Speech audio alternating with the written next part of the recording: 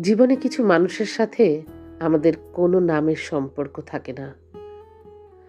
নামহীন সম্পর্কে তাই অধিকার খাটানো যায় না। তাকে নিজের করে পাওয়ার স্বপ্ন দেখাটাও যেন অন্যায় হয়ে দাঁড়ায়। সেই মানুষগুলোকে আমরা প্রিয় মানুষ বলতে পারি না, আবার ভালোবাসিও বলতে পারি না।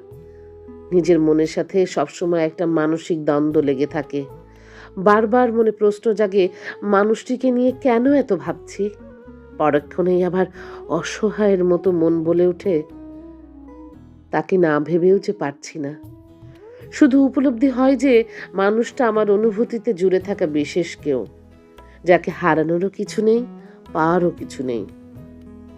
এই জন্যই হয়তো কেউ একজন সুন্দর করে বলেছেন, আমাদের প্রেম হয়নি, হবেও না।